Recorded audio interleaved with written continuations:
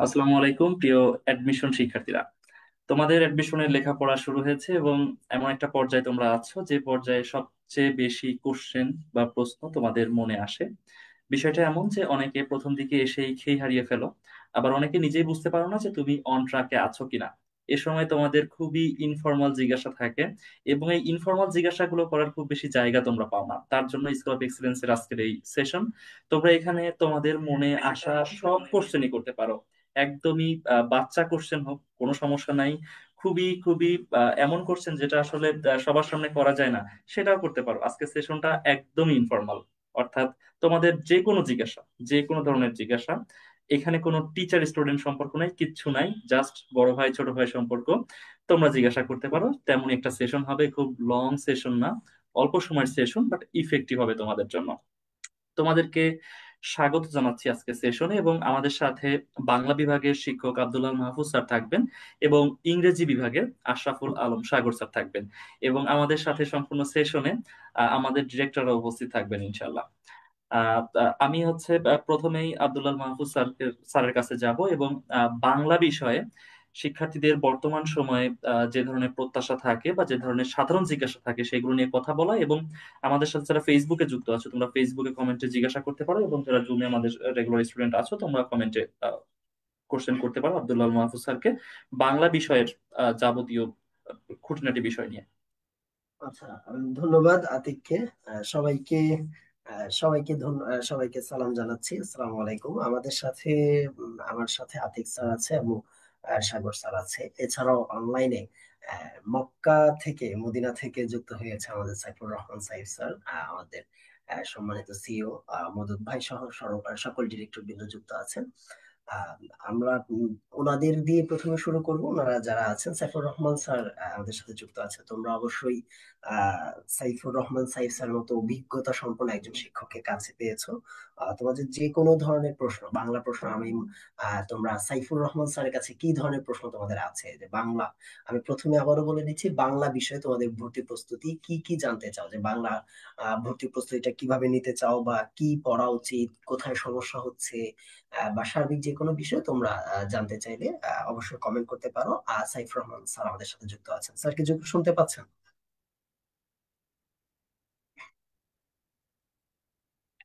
Saif sir যুক্ত আছেন? আপনি শুনতে পাচ্ছেন? হ্যাঁ, শুনতে পাচ্ছি। এটা জি স্যার, শুনতে আপনি পাচ্ছি এই যে স্টুডেন্টদের প্রশ্ন আসুক প্রশ্ন রিলেটেড। আমি যেহেতু কনজেস্টেড এরিয়াতে আছি, স্টুডেন্টদের প্রশ্ন আসুক, প্রশ্ন আসলে সেগুলোর উত্তর দেব। তার আগে মাহফুজ, তোমরা আগাও তোমাদের পরামর্শমূলক কথাবার্তাগুলো, তিনজন আগাও। ঠিক আছে। আমাদের সাথে তোমরা অনেকে যুক্ত হয়েছো। তোমাদের যে কোনো ধরনের প্রশ্ন তোমরা চাইলে আমাকে করতে পারো। আমাকে সরাসরি প্রশ্ন করতে পারো, কিংবা যদি সাগর স্যারের কাছে প্রশ্ন থাকে কিংবা আতিক স্যারের কাছে প্রশ্ন থাকে সেটাও তোমরা করতে পারো। আচ্ছা, যে কোনো ধরনের প্রশ্ন, পড়াশোনা রিলেটেড, কিভাবে পড়বা, এই বিষয়গুলো। আচ্ছা, ফেসবুকে যারা যুক্ত আছো আমাদের সাথে, নাজনীন জাহান নাইমা যুক্ত হয়েছে, মিসবাউল হুদা যুক্ত হয়েছে, সেলিনা আক্তার যুক্ত হয়েছে, রিদিয়া জামান যুক্ত হয়েছে, ইসমাত সুলতানা, সবাই সালাম দিয়েছো। ওয়ালাইকুম আসসালাম। জান্নাতুল মাওয়া লিখেছে, সমাজটা খুব প্রবলেম হয়, ওটা অনেকবার ক্লাসও করেছি, এখন কি করব? আচ্ছা, সমাস একটু জটিল সাবজেক্ট হিসেবে আমরা মোটামুটি জেনে থাকি যে সমাস কঠিন লাগে, বা কিংবা সমাস নিয়ে 6 মাস লাগে শিখতে, এরকম একটা বিষয় আমরা জেনে থাকি। প্রথম যে বিষয়, যে তোমাদের সাথে আমরা বিগত বছরের প্রশ্ন সমাধান করেছি, বিগত বছর প্রশ্ন বিশ্লেষণ করেছি, সেটার মাধ্যমে তোমরা ইতিমধ্যে জানো কোন টপিক গুরুত্বপূর্ণ, কোন টপিক থেকে প্রশ্ন আসতে পারে বা কতটুকু আসার পসিবিলিটি আছে। আমরা যদি জেনে নিই যে সমাস টপিকটা আসলে অ্যাডমিশনের জন্য কতটুকু গুরুত্বপূর্ণ, এটা তোমরা সবাই জানো।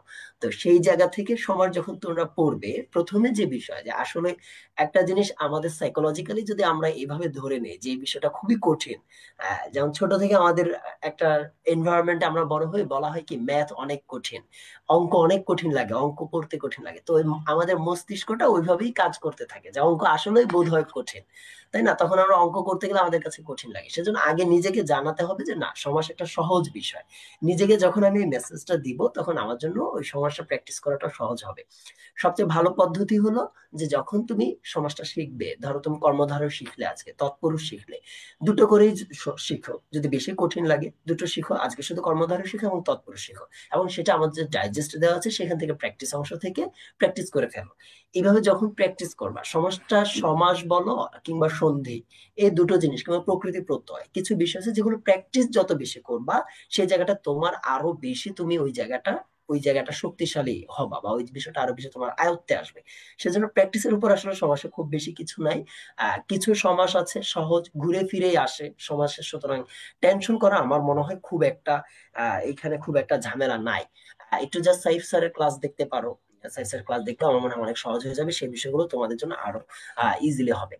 আচ্ছা ঠিক আছে, আমরা যদি দেখি যে আরো কোশ্চেন আসছে যে বাংলা লেখক ও কবি পরিচিতির গ্রন্থগুলো মনে রাখতে পারি না এবং বিরোচন অংশে এখন থেকে অল্প করে পড়ছি, এই বিষয়ে নিয়ে একটু বলবেন। আমরা যদি দেখি যে ঢাকা বিশ্ববিদ্যালয়ের জন্য কবি লেখক পরিচয় খুব একটা প্রশ্ন আসলে আসে না, তাই না? হুম। খ ইউনিটে বা ক ইউনিটে যেখানেই বলি না কেন যে ঢাকা বিশ্ববিদ্যালয়ের কবি লেখক পরিচয় খুব একটা প্রশ্ন আসে না।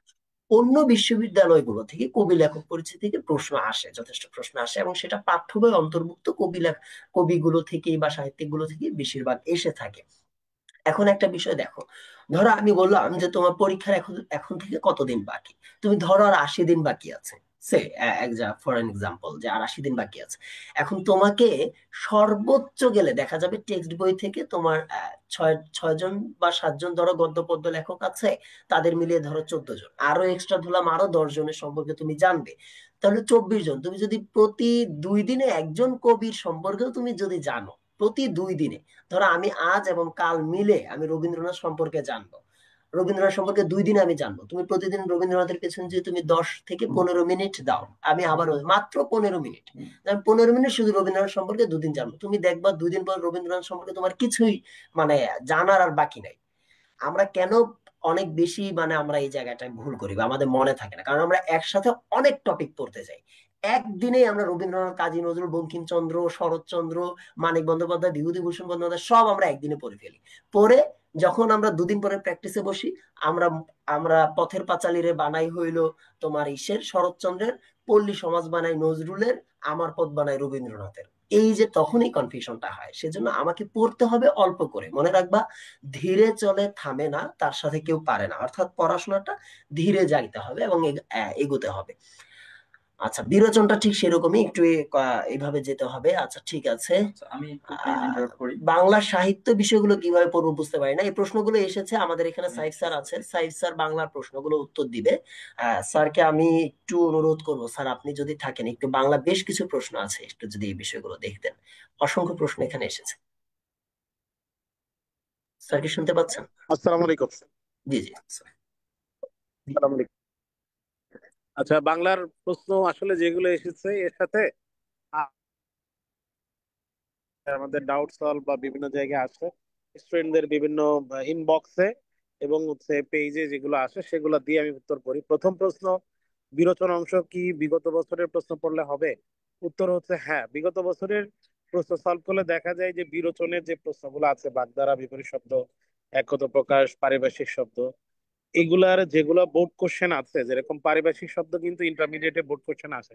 তো ইন্টারমিডিয়েটের ওই বোর্ড কোশ্চেন আর অ্যাডমিশন এবং চাকরির বিগত বছরের প্রশ্ন থেকেই 90% ক্ষেত্রে কমন আছে। আমি আবারও বলি, 90% ক্ষেত্রে কমন আছে। বাকি যে আনকমন আসে আসলে যখন আসে সেটা কোনো বই থেকে নির্দিষ্ট ভাবে আসে না। এই কারণে আমরা আমাদের বাংলা প্রথম পত্র বোর্ড বই পড়বো। ইন্টারমিডিয়েটের যে বিরোচন অংশ যেগুলো আছে ইন্টারমিডিয়েটের ব্যাকরণে সেকেন্ড পেপারে, সেগুলো পড়বো। বিভিন্ন অ্যাডমিশন এবং চাকরির বিগত বছরের প্রশ্ন পড়বো বিরোচন। এটা গেল বিরোচনের উত্তর। 2 নম্বর হচ্ছে বাংলা সাহিত্যের ইতিহাস থেকে যে প্রশ্নগুলো আছে সেগুলো কিভাবে পড়বো। সাহিত্যের ইতিহাস থেকে প্রশ্ন একই কথা, বিগত বছরের প্রশ্ন থেকেই বেশিরভাগ ক্ষেত্রে কমন আসে। কিছু প্রশ্ন আছে যে একবারে ওই ধরনের বিষয় কোনো জায়গায় আসে না, যেরকম প্রাচীন যুগ মধ্যযুগের দুই একটা কোশ্চেন গত বছর বিউপিতে এসছে আর রাজশাহীতে এসছে, এছাড়া আর কোনো জায়গায় আসে না। তো ওই প্রাচীন যুগ মধ্যযুগ নিয়ে আমাদের কমন চিন্তা করার কোনো দরকার নেই, এগুলার বিগত বছরের প্রশ্ন পড়বো বিভিন্ন অ্যাডমিশন এবং চাকরির। আর আমরা আমাদের কবি ও লেখক পরিচিতি ব্যবস্থা করবো। একজন প্রশ্ন করেছে যে কবি ও লেখক পরিচিতির কিভাবে প্রিপারেশন নেব। এটার উত্তর হইতেছে কবি ও লেখক পরিচিতি short syllabus plus full syllabus. আবারও বলি, কবি ও লেখক পরিচিতি শর্ট সিলেবাস প্লাস ফুল সিলেবাসের বোর্ড বইয়ে কবি ও লেখক পরিচিতি নিয়ে যা লেখা আছে সেগুলো পড়বো, বিগত বছরের প্রশ্ন পড়বো। এইটুকুই হচ্ছে গেল কমন প্রশ্ন যেগুলো থাকে। তার মধ্যে একটা কমন প্রশ্ন বলি, যে খুব পড়তেছি কিন্তু ভুলে যাইতেছি, যত বেশি পড়তেছি কিন্তু পরীক্ষায় এভাবে মনে আসতেছে না। এটা একটা কমন প্রশ্ন থাকে স্টুডেন্টদের বাংলায়। তো যারা অনেক পড়তেছে কিন্তু ভুলে যাইতেছে, মনে থাকতেছে না, আসলে তাদের প্রিপারেশন হইতেছে, তাদের পড়াশোনা হইতেছে। তো এটা একটু ধরে রাখতে হবে, রিভাইজ করতে হবে। আমি সব সময় বারবার গ্রুপে বলেছি, আমার ক্লাসেও বলি, আমরা যে ক্লাস টেস্ট নেই, উইকলি টেস্ট নেই, মান্থলি টেস্ট নেই, যে প্রশ্নগুলো করছি সেই প্রশ্ন যে যে টপিক থেকে যে জায়গা থেকে হয়েছে ওই জায়গাগুলো বারবার রিভিশন করতে হবে। যেরকম একটা প্রশ্ন হইলো নিচের কোনটি মৌলিক স্বরধ্বনি, তো নিচের কোনটি মৌলিক স্বরধ্বনির মধ্যে সাতটা মৌলিক স্বরধ্বনির মধ্যে একটা উত্তর হবে। তাইলে আমার প্রশ্ন হইতেছে মৌলিক স্বরধ্বনি, এই টপিকটা খুবই গুরুত্বপূর্ণ।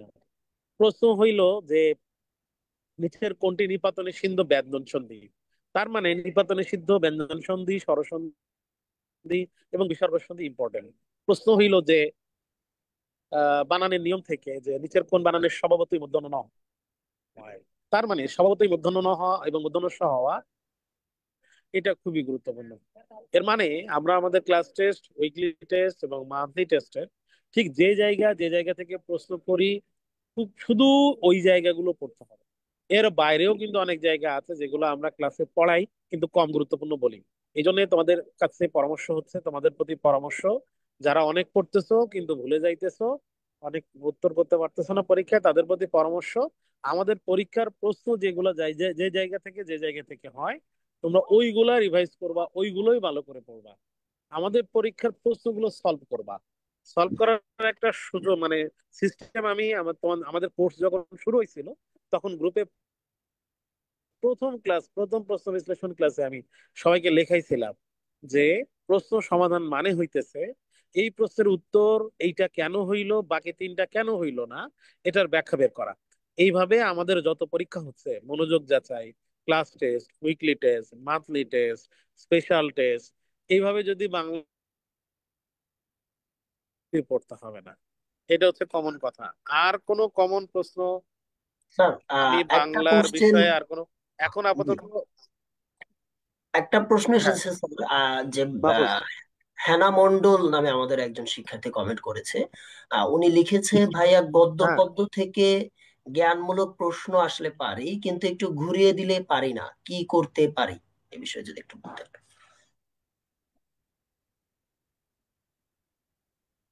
হেনা মন্ডল আমি যতদূর জানি ও ভালো স্টুডেন্ট, ভালো নম্বর পায়, এবং আমার যতদূর মনে হয় ও সেকেন্ড টাইমার, ফার্স্ট টাইমার না।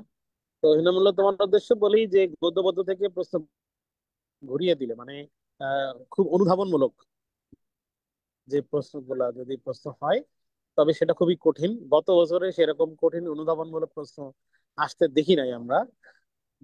অনুধাবনমূলক কঠিন প্রশ্ন আসতো দুই জায়গায়, একটা হচ্ছে ঢাকা বিশ্ববিদ্যালয় বি ইউনিটে, আর আরেকটা হচ্ছে বিইউপি তে। এই বিইউপি এবং ঢাকা বিশ্ববিদ্যালয়ে গত বছর অনুধাবনমূলক খুব কঠিন প্রশ্ন আসে নাই। তো অনুধাবনমূলক কঠিন প্রশ্ন নিয়ে টেনশনের কোনো দরকার নাই। গদ্য এবং পদ্য থেকে নর্মালি স্বাভাবিক যে প্রশ্ন, জ্ঞানমূলক যে প্রশ্ন, তথ্যমূলক যে প্রশ্ন, শব্দার্থের পাঠ পরিচিতির যে প্রশ্ন, ওইগুলো থেকেই আসে, ওইগুলো থেকেই আসবে। এখন যদি জ্ঞানমূলক বা অনুধাবনমূলক খুব কঠিন প্রশ্ন হয়, তার উত্তর কি হবে? অনুধাবনমূলক কঠিন প্রশ্ন হইলে নর্মালি বিলাসী থেকে, অপরিচিতা থেকে, কবিতার দু একটা জায়গা থেকে, যেরকম সোনার তরী থেকে, এগুলো থেকে আসতে পারে।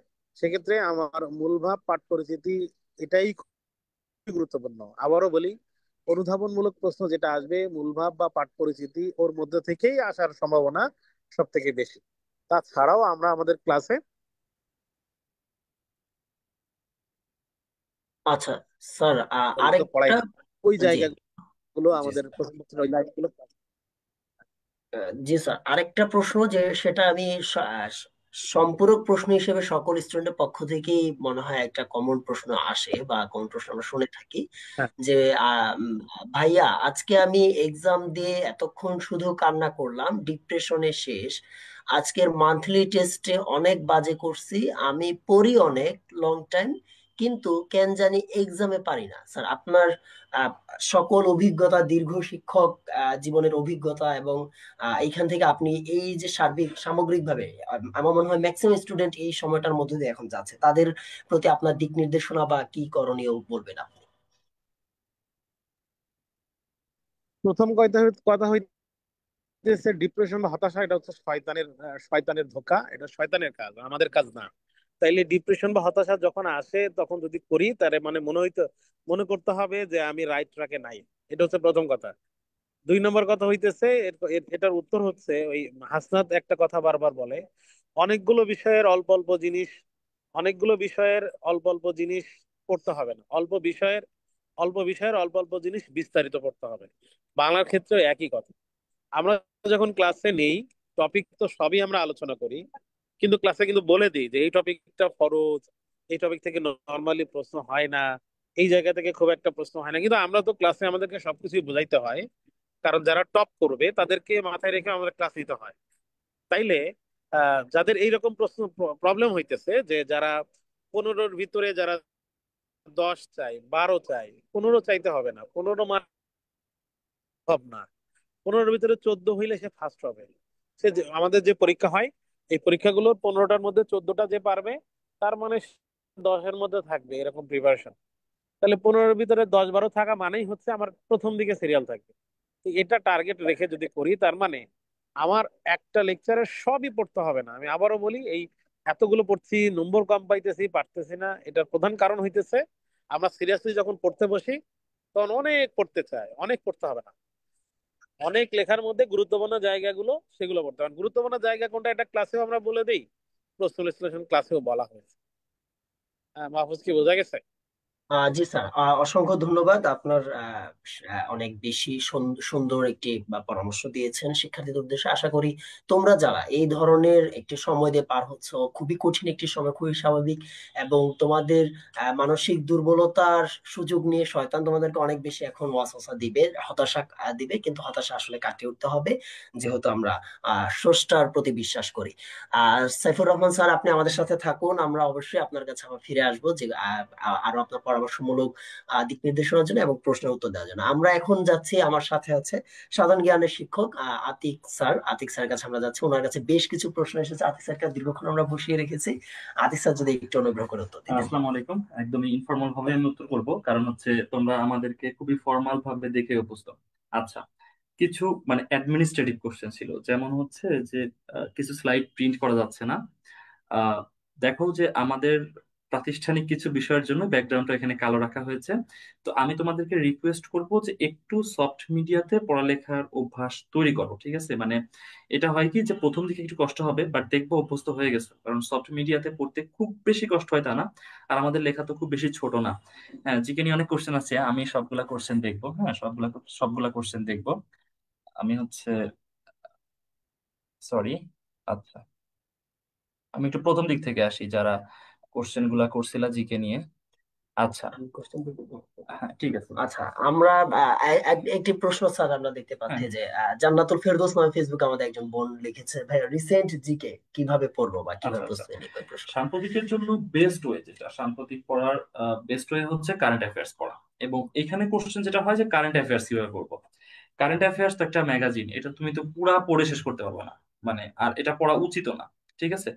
তো তুমি যেটা করবা যে কারেন্ট অ্যাফেয়ার্স এর একদম শুরুতে, দেখবা চলমান ঘটনা প্রবাহ নামে একটা পার্ট থাকে, ওইটা খুব সুন্দর করে পড়বা। দেশ বার্তা নামে একটা পার্ট থাকে, ওইটা খুব সুন্দর করে পড়বা, এবং ওইখানে যে বুলেট তথ্য থাকে তারপরে সেই বুলেট তথ্য ঠিক মতো পড়বা। আর শেষে কারেন্ট অ্যাফেয়ার্স এর শেষ দিকে ওই মাসে যেসব পরীক্ষাগুলো হয়েছে, বিভিন্ন চাকরি পরীক্ষা, ভর্তি পরীক্ষা যা যা আছে, সেইগুলোর এমসিকিউ দেওয়া থাকে, এইগুলা তোমাকে মেজর পড়তে হবে। আর এর বাইরে ম্যাগাজিনের ভিতরের পার্টে যদি কোনো উল্লেখযোগ্য চুক্তি বা আন্তর্জাতিক কোনো ঘটনা, জাতীয় কোনো ঘটনা বা বিখ্যাত কোনো ব্যক্তি নিয়ে কোনো লেখা থাকে, ওইখান থেকে তুই একটা তথ্য জাস্ট একটু মার্ক করে রাখবে। যে ধরো যে একটা তথ্য তুমি দেখতে পেলে, যেটা কারেন্ট অ্যাফেয়ার্স এর মধ্যে আসছে, যে ইউরোপের এই 10টা দেশ মিলে নতুন একটা সামরিক চুক্তি করতে যাচ্ছে। মানে কি, এটা একটা তোমার তথ্য। ওইখানে কোন কোন দেশ, চুক্তির নাম কি, সংগঠনের নাম কি, একটু জাস্ট মার্ক করে রাখলাম ভিতর থেকে, জাস্ট এইগুলা, এর বেশি কিছু না। আর ওই প্রথম দিকে যেগুলো বললাম, চলমান ঘটনা প্রবাহ, তারপর হচ্ছে মার্কিন মুলুকে দেশ বার্তা, এরকম বিভিন্ন নামে কয়েকটা পার্ট থাকে। এই পার্ট গুলো তোমাকে একটু বেশি করে পড়তে হবে, বুলেট তথ্য দেখতে হবে, আর শেষের কোশ্চেন গুলো দেখতে হবে। এইটা হচ্ছে কারেন্ট অ্যাফেয়ার্স পড়ার এক্সাক্ট মেথড। তো যেহেতু তোমাদের সময় থাকে 30 দিন কারেন্ট অ্যাফেয়ার্স পড়ার, তার মানে তুমি যদি চাও যে পুরোটা পড়বা, সেটাও কিন্তু খুব বেশি প্রেশার না, মানে অল্প অল্প করে পড়া যায়। এটা কারেন্ট অ্যাফেয়ার্সে কত বেশি বা পেজ থাকে, খুব বেশি না, সহজে পড়া যায়। আচ্ছা, এরপরে যদি আমরা আরেকটা প্রশ্ন দেখি যে স্যার আপনার কাছে অনেকে জানতে চাচ্ছে, বিশেষ করে সাধারণ জ্ঞান, আপনারা তো পরীক্ষা নিচ্ছেন নিয়মিত। সাধারণ জ্ঞান ওরা যেটা বলছে যে আপনারা ক্লাস নিচ্ছেন, সব ঠিক আছে, ডাইজেস্ট পড়ছে, কিন্তু ও যখন ডাইজেস্ট প্র্যাকটিস করছে তার কাছে মনে হচ্ছে সহজ, কিন্তু উনি যখন পরীক্ষায় অংশ নিচ্ছে তখন আপনাদের প্রশ্নে কিছু প্রশ্ন যে মনে হচ্ছে যে আননোন জায়গা থেকে আচ্ছা আসতেছে, আচ্ছা এবং আচ্ছা। সে এটার জন্য ডিপ্রেশনে হুম পড়তেছে। ওরা যেমন হচ্ছে এই তথ্যগুলো তো আমি পারি না, এইটা একটা বিষয়। আরেকটা বিষয় হলো ওরা বলতে চাচ্ছে যে বিষয়টা যে ওরা অনেক পড়ছে, জিকে অনেক বেশি পড়ছে, হুম স্লাইড ক্লাস বা ওরা যে বই কিনেছে বা ডাইজেস্ট সব কিছু থেকে অনেক বেশি পড়ছে, কিন্তু সেটা কমন পাচ্ছে না, আচ্ছা আচ্ছা। পরীক্ষায় কমন পাচ্ছে না, মনে থাকছে না। এই হুম বিষয় হুম। নিয়ে যদি একটু বলতেন। ওকে, তো দেখো যে ডিপ্রেশন নিয়ে তো কথা বললেন সাইফ স্যার। ডিপ্রেশন আসলেই মানে শয়তানের ধোঁকা থেকে আসে, ডিপ্রেশনের কোনো কারণ নেই। পরীক্ষাতে খারাপ মার্ক পাওয়া খুবই স্বাভাবিক। এবং কি কি ক্ষেত্রে খারাপ মার্ক আসে সেটা বলি। সেটা হচ্ছে ডাইজেস্ট থেকে হুবহু কোশ্চেন আমাদের পরীক্ষাগুলোতে থাকে না, অ্যাটলিস্ট সাধারণ জ্ঞানের কথা আমি বলতে পারি। মানে এই কোশ্চেন গুলো আমরা করি হচ্ছে ক্লাসে যা বলা হয়েছে, ক্লাসে যা পড়ানো হয়েছে তার বেসিসে। তো এর জন্য আমি রিকোয়েস্ট করব ক্লাসে মনোযোগ বাড়ানোর জন্য। এমন হয় যে স্টুডেন্টরা জাস্ট স্লাইড পড়ে এসে পরীক্ষা দিচ্ছে, বাট ক্লাসে যা কিছু উচ্চারণ করা হয় প্রত্যেকটা বিষয় ইনফরমেশন। এটা তোমাকে জানতে হবে, স্লাইডে যা আছে ডেফিনেটলি ইনফরমেশন, বাট টিচার যে কথাগুলো মুখে বলছেন সেইগুলো ইনফরমেশন। এই কারণে ক্লাসে আমি বারবার রিকোয়েস্ট করি সাথে একটা খাতা রাখো। টিচার যে ইনফরমেশন তোমাকে দিচ্ছেন স্লাইডে তুমি পেয়ে যাচ্ছ, বাট ওই ইনফরমেশন গুলো অ্যাটলিস্ট লিখে ফেলার জন্য। তো দেখবা ওই ইনফরমেশন যদি লিখে রাখতে পারো, স্লাইড তুমি যদি পড়তে পারো, তাহলে দেখবা পরীক্ষাটা তোমার কাছে আর খুব বেশি কঠিন না। এভাবে একটু যেতে হবে, ঠিক আছে? কনসেন্ট্রেশন বাড়াও ক্লাসে, এটা হচ্ছে একদমই মূল কথা। Concentration, concentration and concentration. আচ্ছা, তাহলে স্যার বলতে চাচ্ছেন আপনারা ক্লাসে স্লাইডের বাহিরেও অনেক তথ্য দিয়ে থাকেন, যেটা একজন স্টুডেন্ট যখন ক্লাসে মনোযোগ দিয়ে করবে, সে হ্যাঁ, যখন ওই তথ্যটা টুকে রাখবে সেটা পরীক্ষায় সেটা কমন পাওয়ার অবশ্যই পরীক্ষাতে সম্ভাবনা অনেক তাকে বেশি। হেল্প আচ্ছা করবে। ঠিক আছে, আমার মনে হয় এই বিষয়ে যারা প্রশ্ন করেছিলে তারা অনেকটুকু উত্তর পেয়েছো। ঠিক আছে, আরেকটা যে বিষয় স্যার, একজন প্রশ্ন আমরা যদি দেখি যে একজন বলছে যে ক্লাস টেস্টে 15-এর মধ্যে 12-14 পাই, কত পেলে ট্র্যাকে আছে বুঝবো, বা কত পার্সেন্ট নম্বর পেলে ট্র্যাকে আছে এটা সে আচ্ছা, ধারণা ক্লাস করতে পারে। টেস্টে কত মার্কের এক্সাম হয়, এই আচ্ছা, হচ্ছে এই ব্যাপার। বিষয়ে আমি আরেকটু অ্যাড করি। ও ও ও ধরেন 12-14 পাচ্ছে, এখন আপনি ধরেন বললেন যে ও ট্র্যাকে আছে, তা যে শিক্ষার্থী 6-7 পাচ্ছে ও কি ট্র্যাকে নাই? আচ্ছা তাহলে প্রশ্নটা আসলে আমার দুদিক থেকেই আচ্ছা থাকে। আচ্ছা, ঠিক আছে, আমি এটা উত্তর করি। যে তুমি ট্র্যাকে আছো কি না এটা ডিপেন্ড করতেছে তোমার বা ইয়ার উপর, তোমার এক্সপেকটেশনের উপর। ঠিক আছে, তুমি ক্লাস টেস্টে কত মার্কের আমাদের এক্সাম হয়? 15 মার্কসের। তো 15 মার্কসের মধ্যে 12-14 it's good, not bad at all. আচ্ছা, এখন তোমার এই যে আগে 15 পাইতা এখন পাচ্ছ 12-14, তাইলে এটা খারাপ। ঠিক আছে, বাট তুমি যদি ওই জায়গাতে ধরে রাখতে পারো, বা আগে কম পাইতে এখন ওই জায়গাতে আসছো, তার মানে এটা ঠিক আছে। আবার যারা কম্পারেটিভলি কম পাচ্ছ, সেটা ভালো নাকি খারাপ ডিপেন্ড করতেছে তোমার প্রিভিয়াস পজিশনটা কি। তুমি আগে পাইতে 12-13, এখন পাচ্ছ 6-7, তাইলে খারাপ। আগে পাইতে 2-3, এখন পাচ্ছ 6-7, তাইলে তুমি ট্র্যাকে আছো। মানে অন ট্র্যাক বলতে বোঝায় অলওয়েজ অন ইমপ্রুভমেন্ট। তুমি যদি অলওয়েজ অন ইমপ্রুভমেন্ট থাকো, অথবা তোমার ভালো অবস্থানটা ধরে রাখতে পারো, তাইলে ইউ আর অন ট্র্যাক। আচ্ছা এটা হচ্ছে একদম বেসিক কথা। আরেকটা কোশ্চেন আমি এখানে দেখেছি, সেটা হচ্ছে সাধারণ জ্ঞান বারবার পড়ি বারবার ভুলে যায়, মনেই থাকে না। এটা একদমই। আচ্ছা, এখানে স্যার আমি আপনার সাথে আরেকটু যুক্ত করব। আপনাকে দুঃখ প্রকাশ করছি, মাঝখানে আমি আপনাকে হ্যাঁ বিরক্ত হ্যাঁ, করলাম। সেটা হলো যে অবশ্যই। ট্র্যাকে আছে বিষয়টা আমার মনে হয় আরেক এইভাবে অনেকে হইতে পারে যে ধরো তোমরা 15টা ক্লাস টেস্টে তোমাদের 15 থাকে, বা ইউপি টেস্টে 15 মার্ক থাকে, সেইখানে ধরো তুমি পাচ্ছ 10, আমি বললাম ধরো তুমি 10 না, আরো কম ধরলাম 8, যেন তোমরা বুঝতে পারো সহজে সেজন্য আমি আরো কম ধরলাম, যে ধরো তুমি 8 পাচ্ছ। প্রতি ক্লাস টেস্টে বাংলা ইংলিশ যেটাই হোক, জিকে হোক, তুমি একদম খুব কম মার্ক পাচ্ছ, কিন্তু তোমার একটা পজিটিভ সাইন আছে। পজিটিভ সাইনটা কি? ধরো 15টা বাংলা প্রশ্নের ভিতর, বা আমি জিকে দিয়েই বুঝাই, জিকে 30টা আসে, তাই তো? হ্যাঁ 30টি প্রশ্ন আসে। আচ্ছা, 30টি প্রশ্নের ভিতর তুমি ধরো 20 পেয়েছো বা 18 পেয়েছো, কিন্তু তুমি আরো 7টি থেকে 8টি প্রশ্ন তুমি বুঝতে পারছো যে এটা কোন জায়গা থেকে আসছে। তুমি বুঝতে পারছো এটা স্লাইডের ওই জায়গাটা আমাকে আতিক স্যার বলছে, বা সাকিব ভাইয়ের ক্লাসে ওই জায়গাটা আমাকে এই টপিক নিয়ে বলছে। তার মানে তুমি টপিকটা ধরতে পারতেছো, এই যে সেন্স ধরা, মানে টপিকের সেন্সটা জানা, এইটাও কিন্তু একটা মানে সাইন যে তুমি ট্র্যাকে আছো বা তুমি বুঝতে পারছো। অনেক সময় এরকম হয় যে আমরা আসলে বুঝিই না এটা কই থেকে আসছে, আমরা জানিই না কি পড়াইছে, আমি কিছুই বুঝতে পারতেছি না, ওই ক্ষেত্রে আমরা বলে থাকি তুমি আসলে ট্র্যাকে নেই, তুমি আসলে পড়াশোনাটা হ্যাঁ, সম্পূর্ণ ভিন্ন লাইনে এটা হচ্ছে। ডেফিনেটলি একটা ডেফিনেশন হ্যাঁ, যে যে তুমি হচ্ছে। যখন বুঝতে পারো যে না ওই জায়গা থেকে আসতেছে, আমি ধরতে পারতেছি অ্যাটলিস্ট উত্তর পারা না পারা it's totally different ball game, but তুমি যখন বুঝতে পারছো না আমি জানি যে এই জায়গা থেকে আসছে, তার মানে তুমি পড়েছো, হয়তো উত্তরটা তোমার ওই টাইমে মনে নাই বা তোমার স্মরণ শক্তিতে আসতেছে না, রিভিশন দরকার, বাট ট্র্যাকে আছো এটা ধরে নিবা যে তুমি বুঝতে পারতেছো প্রশ্নটা কোথা থেকে আসছে। এইটা একটা ভালো বিষয়, এটা মাথায় রাখো।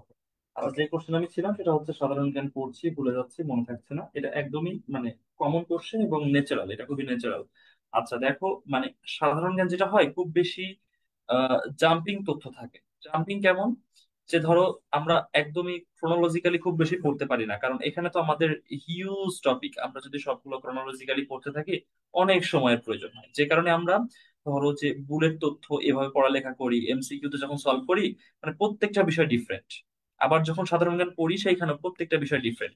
যেমন ধরো যে তোমাকে কন্টিনিউয়াসলি পড়তে হচ্ছে যে এই আমাদের স্বাধীনতা সংগ্রাম এই ভাস্কর্যের স্থপতিকে, এ আমাদের হচ্ছে সুপরিচিত স্বাধীনতা তার ভাস্কর্যকে, আবার পড়তে হচ্ছে আমাদের শহীদ মিনারের স্থপতিকে। তার মানে কি প্রত্যেকটা ইনফরমেশন, কোনো স্টোরি নাই, কিচ্ছু নাই।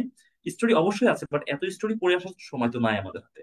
তো এখানে কোনো রসকস নাই, বিষয়টা হয়ে গেছে এমন। সাধারণ জ্ঞান অনেক রসকসের সহযোগে পড়ানো যায়, বাট আমাদের সেই সময়টুকু অ্যাডমিশনের সময় পাওয়া যায় না, যে কারণে একটু আমাদের ভুলে যাওয়ার প্রবণতা বেশি থাকে। তো ওই যে একটা নর্মাল সাইন্টিফিক কনসেপশন আছে না, যে আমরা হচ্ছে যা কিছু করি তার 40% অ্যাডভান্স মনে থাকে, তারপর আমরা বাকিটুকু ভুলে যাই। আবার পড়লে আর একটু ডেভেলপ হয়, আবার পড়লে আর একটু ডেভেলপ হয়। তো আমি যেটা বলি, সাধারণ জ্ঞান তুমি ভুলে যাও, কোনো সমস্যা নেই, এটা নিয়ে চাপ নেওয়ার কিছু নাই। বাট অ্যাটলিস্ট 40% তোমার মনে থাকবে তুমি যদি মনোযোগ দিয়ে পড়ো।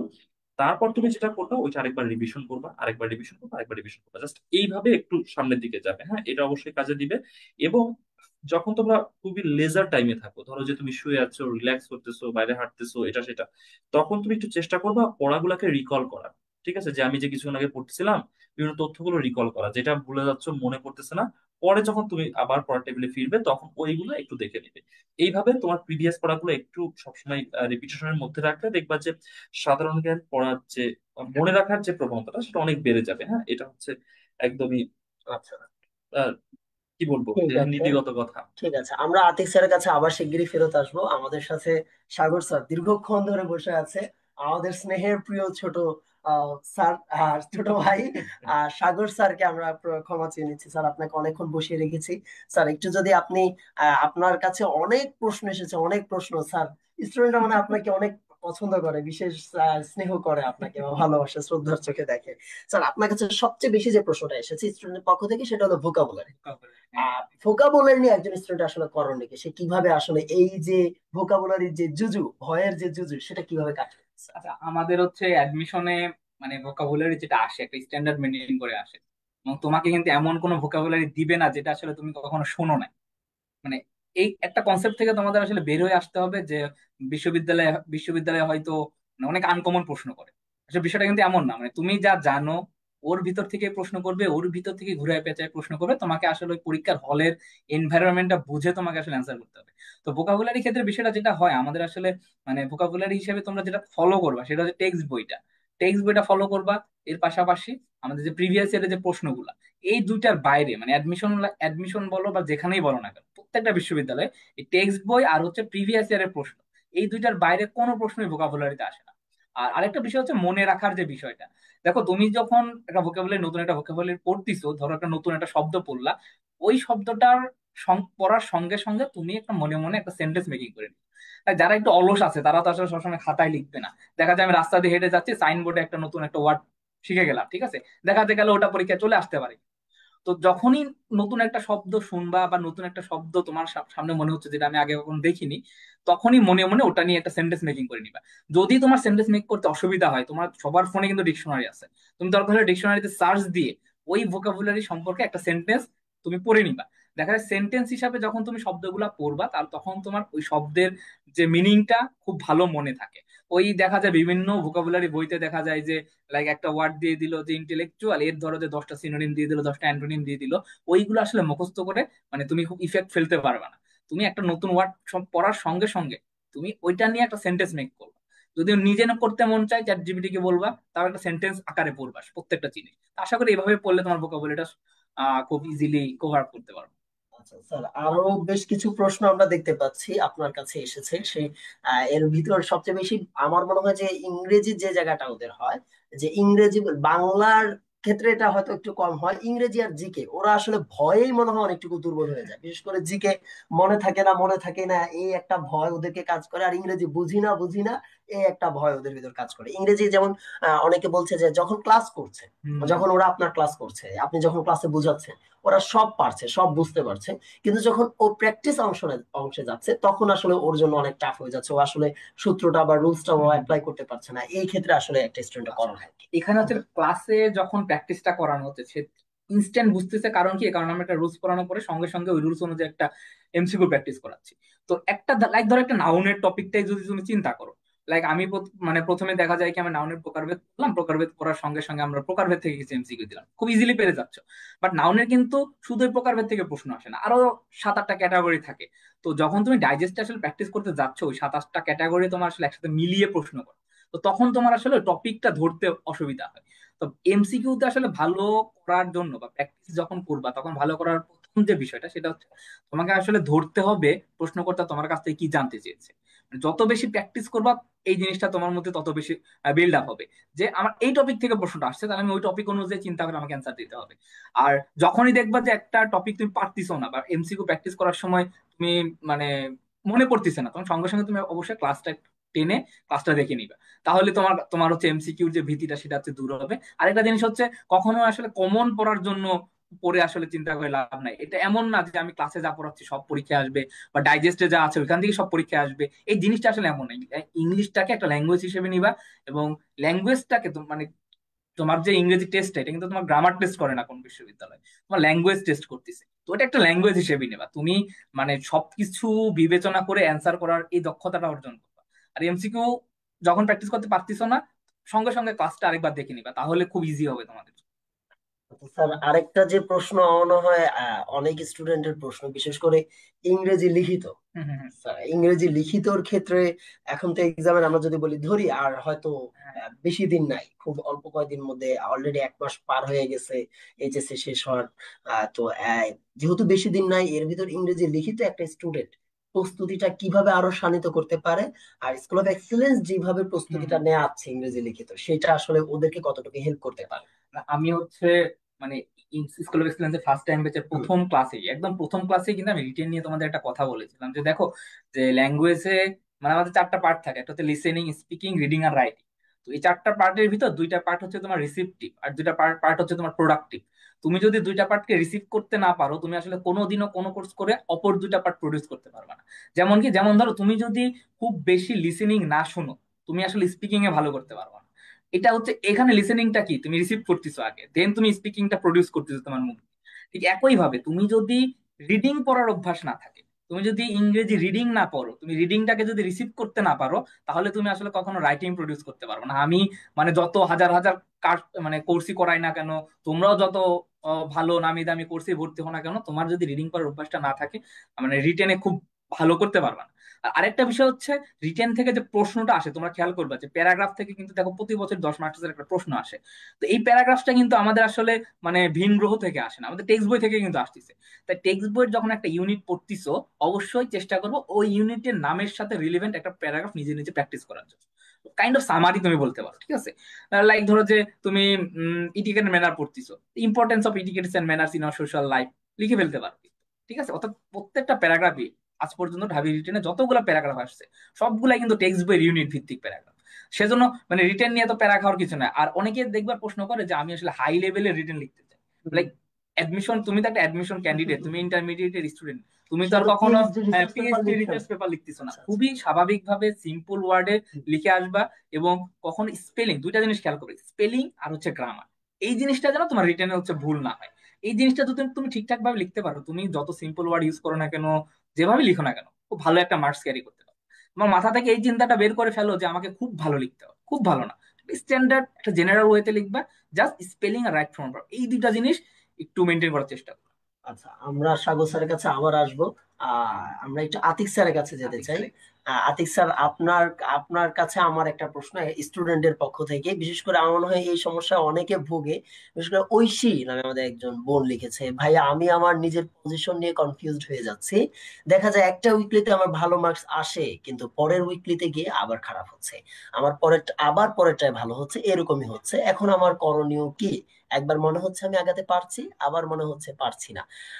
ঐশীর মতো আরো অনেকে হয়তো এরকম আছে, এবং আমি নিজে ওই অ্যাডমিশন লাইফে এই সিচুয়েশন ফেস করছি। তো আপনি কিভাবে এই বিষয়টা, যেহেতু আপনি ঢাবিতে সম্ভবত অষ্টম হয়েছিলেন আর যদি ভুল না করে থাকি। আচ্ছা, ঘটনা যেটা এটা স্বাভাবিক, মানে কোন একটা পরীক্ষাতে খারাপ করা এটা স্বাভাবিক কিছু না। আমার অভিজ্ঞতা যদি আমি বলি, আমি আমার কোচিং এ যখন আমি প্রথম পরীক্ষা দিই, আমার এখনো মনে আছে পরীক্ষাটা ছিল 45 মার্কের, 30 মার্কের এমসিকিউ, 15 মার্কের রিটেন। তো আমি হচ্ছে 30 মার্ক, আমি হচ্ছে সরি 45 মার্কের এমসিকিউ, 15 মার্কের রিটেন। তো 45 মার্কের এমসিকিউ এর মধ্যে আমি পাইছি হচ্ছে 25, ভেরি পোর মার্কস। তো হচ্ছে প্রথম পরীক্ষাটা আমার এভাবে গেছে, ফাইন, ডাজেন্ট ম্যাটার। সেকেন্ড যে এক্সামটা মোটামুটি একটু ভালো হয়েছে, but not so good as expected. আচ্ছা, বাট থার্ড আমি যখন হচ্ছে পরীক্ষাটা দিছি, সেখানে 100 মার্কের পরীক্ষা ছিল এবং আই গট 94। তো এটা কিন্তু এক্সিলেন্ট মার্ক। তারপর আমি সবসময় চেষ্টা করছি যে এই যে যে পরীক্ষাটা আমি ভালো করলাম, তো এইটা আমি কিভাবে ভালো করলাম, মানে আমি আসলে কিভাবে পড়ছিলাম।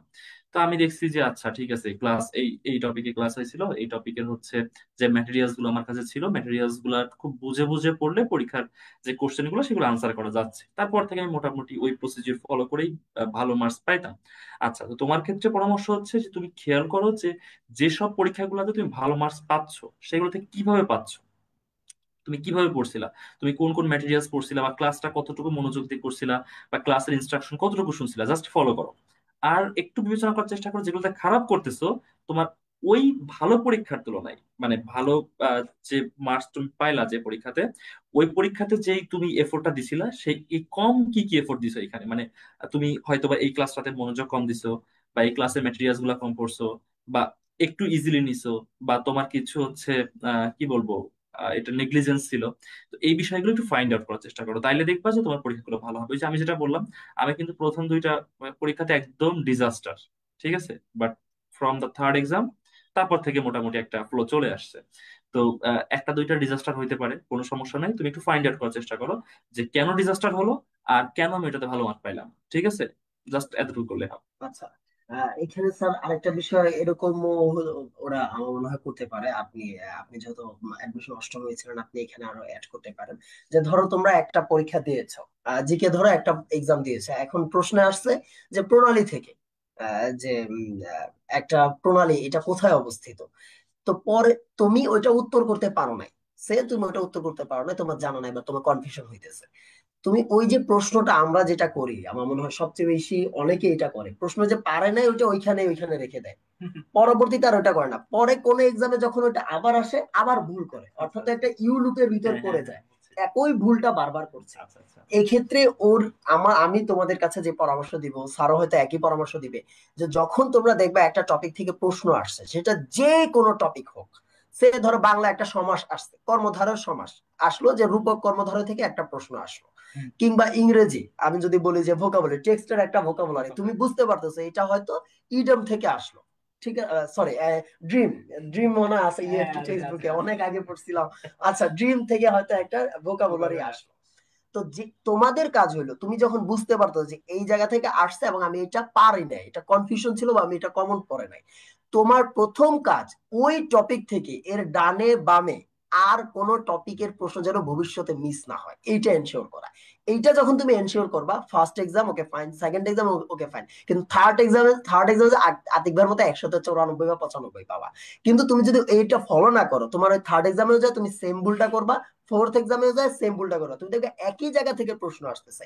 আগের দিন হয়তো প্রণালী ক আসছে, পরের দিন আসবে প্রণালী খ। আগের দিন হয়তো কর্মধারয় রূপক আসছে, পরের দিন হয়তো মধ্যপদলোপী কর্মধারয় আসতেছে। প্রশ্ন কিন্তু টিচার ওই জায়গা থেকেই করবে ঘুরে ফিরে, ওনারা তো আর বাহিরে যাওয়ার সুযোগ নাই। কিন্তু তোমরা ভুল করবা, কেন ভুল করবা? কারণ তুমি ওই যে প্র্যাকটিসের জায়গাটা বাড়াও নাই। তুমি যখন প্রশ্ন দেখছো, দেখে ভুল করছো, ভুলটার ভিতরেই ছিল, আর শুদ্ধটা খুঁজে বের করার চেষ্টা করোনি। এই জায়গাটায় আমার মনে হয় আতিক স্যার আমার সাথে একমত হবেন হ্যাঁ, আপনি। অবশ্যই। আচ্ছা, এখানে কিছু কোশ্চেন আছে, আমি এগুলো একটু অ্যাড করার এর মধ্যে আনার চেষ্টা করি। সেটা হচ্ছে, কোশ্চেনটা একটু উপরে চলে গেছে। আচ্ছা, যে রিভিশন করার সময় রেকর্ড ক্লাস পুনরায় দেখা উচিত কিনা, এটা ডিপেন্ড করতেছে তোমার হাতে কতটুকু সময় আছে। বাট আমি মনে করি পুরাটা ক্লাস করার কোনো প্রয়োজন নাই। কারণ তুমি যদি লাইভ ক্লাসটা করে থাকো, তুমি অ্যাটলিস্ট 70% একসেপ্ট করতে পারছো ক্লাস থেকে, আমি এটা বিশ্বাস করি, যদি মনোযোগ দিয়ে ক্লাস করো। তো তুমি যে স্পেসিফিক বিষয়গুলো বুঝতে পারতেছো না, ক্লাসে জাস্ট ওই পার্টটুকু টেনে টেনে করবা। আর যদি পুরা ক্লাস দেখার কোনো প্রয়োজন হয়, তাহলে প্লেব্যাক স্পিড জাস্ট বাড়িয়ে দাও, 2.0 করে দাও প্লেব্যাক স্পিড, 2x করে তুমি হচ্ছে পুরো ক্লাস করতে পারো। বাট সবসময় খেয়াল রাখবা যে টাইম গুলা খুব বেশি তো ওয়েস্ট না হয়ে যায়। আচ্ছা, আরেকটা কোশ্চেন ছিল এখানে, সেটা হচ্ছে যে স্লাইড কি পুরোটা নোট করবো? অনেক টাইম তো চলে যায়। স্লাইড পুরোটা নোট করতে হয় না। তুমি যখন একটা ম্যাটেরিয়ালস পড়তেছো, তুমি কি কিছুই বুঝতেছো না? অবশ্যই বুঝতেছো, কিছু না কিছু তো মাথায় থাকতেছে। যে বিষয়টা গুরুত্বপূর্ণ প্লাস তুমি ভুলে যাইতে পারো, জাস্ট সেটা খাতা তুলে ফেলবা। তুমি স্লাইড পড়লা, আমি ধরলাম 60 পেজের একটা স্লাইড আছে ক্লাস হয়েছে, তো 60টা পেজ তুমি যদি পড়ো, তুমি তো অনেক কিছুই মনে রাখতে পারবা, আর ওইটা তো তোমার কাছে থাকতেছে পার্মানেন্টলি, এমন না যে চলে যাচ্ছে। তুমি যেটা করবা, কিছু বিষয় হচ্ছে গুরুত্বপূর্ণ প্লাস তুমি ভুলে যাইতে পারো, সেইগুলো তুমি খাতাতে টুকে ফেলবা। এবং ক্লাসের সাথে সাথে যারা খুব ভালো একটু নোট টোট করতে পারো, এটা খুব বেনিফিশিয়াল। তার কারণ আমি ধরলাম যে একটা ক্লাসের 30% বিষয় তুমি খাতাতে তুলতে চাচ্ছ, তো ক্লাস চলাকালীন তুমি 15%, আর ক্লাস শেষে তুমি 15% তুলে ফেলো। ক্লাসের সাথে তো খাতা একটা রাখা যায়, তথ্য মোটামুটি লেখা যায়। এটা হচ্ছে সব থেকে প্রোডাক্টিভ ইউটিলাইজেশন অফ টাইম। এটা তোমরা অবশ্যই করতে পারো। আচ্ছা, আর আর কি তেমন কোনো কোশ্চেন আছে, টেকনিক্যাল কোশ্চেন? সৈয়দা ইসলাম শিফা, তুমি অনেকক্ষণ ধরে একটা কোশ্চেন করছো, লিখিত খাতা, লিখিত খাতা, লিখিত খাতা। তোমার প্রশ্নটা হইলো, আমি যদি একটু বের করি যে স্যার আমি রিটেন জমা দিতে পারছি না, এখন আপনারা কি আমার উন্নতির জন্য সাহায্য করবেন না? আমরা আমাদের প্রত্যেকটি স্টুডেন্টের উন্নতির জন্য সাহায্য করার জন্য তাদের কাছে বদ্ধপরিকর এবং আমরা দায়বদ্ধ। এটা আমাদের প্রথম কথা।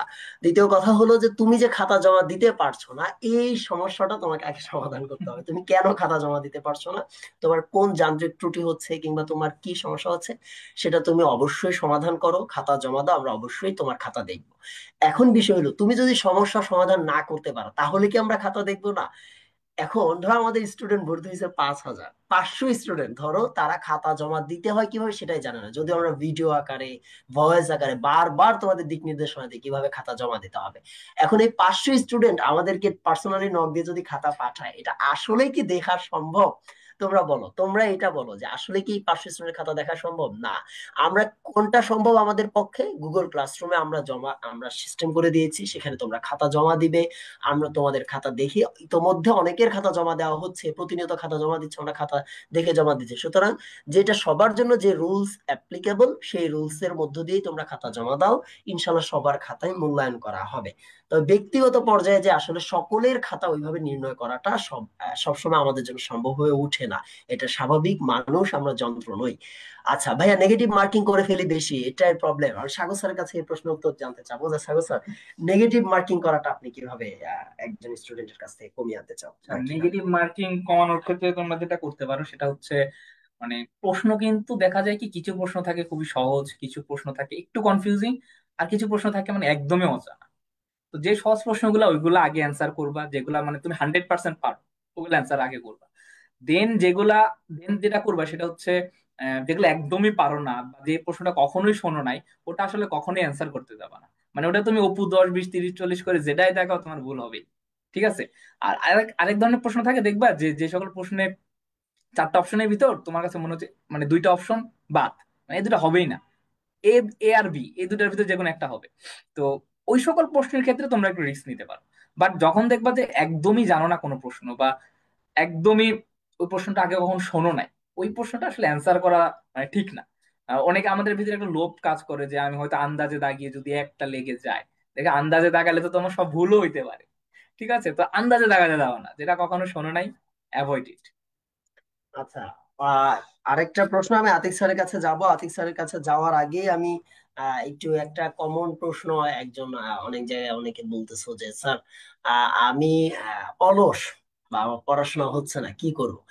আসলে এই ধরনের প্রশ্ন শুনলে আমার প্রচুর রাগ হয়। তোমরা জানো আমি খুবই রাগী মানুষ, আমার সাথে সাগর আছে, আতিক আছে, ওরাও জানে আমার রাগ কিরকম। সত্যি বলতে আমাদের তোমাদের কি মন চায় জানো? মানে ওই যে গরু বাঁধার দড়ি আছে না, তোমরা দেখবা যে লাল রঙের সুন্দর গরু, যারা অনেক রাগ, এই গরু যখন বাঁধে, দেখবা মোটা রশি পাওয়া যায়, ঠিক আছে, গরু বাঁধার রশি লাইলন সুতা বলে। ঠিক আছে, এই লাইলন সুতা দিয়ে তোমাদের বাঁধি গাছের সাথে, তাও আবার নর্মাল গাছ না, শিমুল গাছ আছে না কাঁটা যুক্ত, ওইটার সাথে বেঁধে রোদের মধ্যে দাঁড় করায় পিটাই। মানে বাবা মা এত কষ্ট করে তোমাদের পেছনে টাকা খরচ করে, তুমি বলো কি আমার অলসতা লাগে? মানে তোমার এটা খুব সমস্যা তোমার লাইফে না? তোমার মানে পড়াশোনা তো মানুষে পইরা পারতেছে না, তুমি কমেন্ট দেখতেছো না, মানুষে পইরা পারতেছে না, তুমি এসে কমেন্ট করতে ভাই আমার অলসতা কাটতেছে না। মানে তোমার, তোমার আমি কি বলবো বলো, তোমার তো আমার মারলেও আমার রাগ কমবে না। জাস্ট আচ্ছা। ইমাজিন যে তোমার বাবা মা যে তোমাকে টাকাটা দিচ্ছেন তারা কিভাবে টাকাটা আর্ন করতেছেন। ইমাজিন করো যে মানে তোমার জন্য যে টাকাটা খরচ করতেছে টাকাটা সোর্স কি।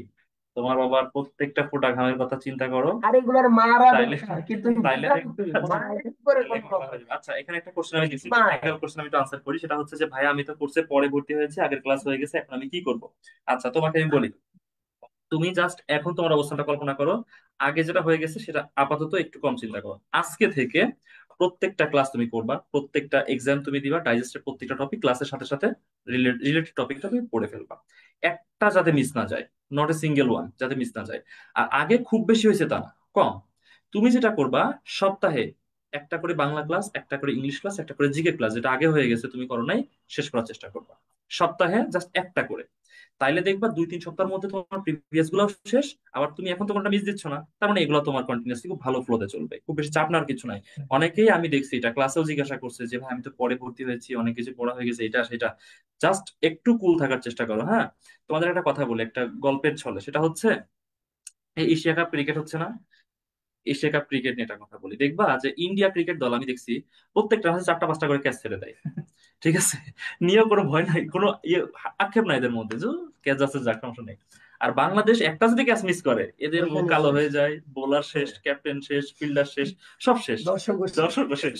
ঠিক আছে, এবং বলে যে ক্যাচ মিস তো ম্যাচ মিস। ইন্ডিয়া প্রত্যেক ম্যাচে 4টা 5টা করে ক্যাচ মিস, ওরা কিছু মনেই করে না, বোলারও কিছু মনে করে না, ফিল্ডারও কিছু মনে করে না, ক্যাপ্টেনও কিছু মনে করে না। একটা আউট হলেও সব ঠিক আউট আছে, হয়ে যায় একটা বাংলাদেশে। আউট হইলেও কিছু মনে করে না ওরা, ডট বল খেললেও মনে করে না। তো এর কারণ কি, মেন্টালি কোনো প্রেশারটা নেয় না। ভাই ক্যাচ তো মিস হয়ে গেছে, এখন আমি চাপ নিয়ে কি করবো, ধরলাম ওই ক্যাচ উঠেই নাই। ঠিক আছে। আর বাংলাদেশ কি, ওই যে ক্যাচ আমি মিস করে ফেলছি, ওই জায়গা থেকে উঠতে পারে না, ট্রমা থেকে উঠতে পারে না। তো এই ট্রমাটিক হবে না, বাংলাদেশ ক্রিকেট দলের মতো হবে না। ঠিক আছে, তাইলে মনে করো আমসালা সব শেষ। ঠিক আছে। তো একটু তুমি হচ্ছে কনফিডেন্ট থাকবা, মানে ওই ইন্ডিয়ান ক্রিকেট দলের মতো থাকবা, বুঝছো। যে আচ্ছা, যা যায় যাক না কেন, আমি মানে আমার অবস্থান ঠিক রাখবো, কোনো ডিপ্রেশন যাতে না আসে। শোনো, তোমাদেরকে তো খুব কঠিন ভাবে বকা দেই, তোমাদেরকে মানে তোমাদের তো পিটায় কোনো লাভ হয় না, তোমাদের তো শরম ছাড়া তোমরা আর কি, তোমাদের কি বলবো, ঠিক আছে, বেলজ্জা আর কি। ঠিক আছে, তোমাদের তো মানে জুমে প্রচুর বকা দেই তোমাদেরকে, তবু তোমাদের কোনো ঠিক হয় না। তোমরা এসে যে কমেন্ট করছো আমি রাত জেগে পড়তে পারি না, সকালে উঠে পড়বো ভেবে, আবার সকালেও উঠেও পড়তে পারি না। তোমারে তুমি, আমি বলি তুমি কি করবা, তোমার বাসায় দেখবা দরজা খুলে দেখো জুতা আছে, ওইটা আয়না, তুমি তোমার আব্বুরে দিয়ে বলবো আব্বু তোমার টাকা আমি নষ্ট করতেছি, তুমি আমার গাইল এই যে এই গাল পাইতে দিয়ে বলো বাড়ি দাও। বেয়াদব তুমি। তোমাকে এই পরিমাণ বকা দিছি একজন কমেন্ট করার কারণে, অলসতা কাটা করতে পারে না, তুমি আবার সেখানে কমেন্ট মানে তুমি ফ্লেক্স নিতেছো এখানে বসে। মানে এগুলা ফেসবুকে ওই যে পোস্ট দেয় না এইসব কমেন্ট, এইগুলা বলে তুমি ফ্লেক্স নিচ্ছ যে আমি রাত জেগে পড়তে পারি না, ভাবি সকালে পড়বো, সকালে আবার উঠতে পারি না।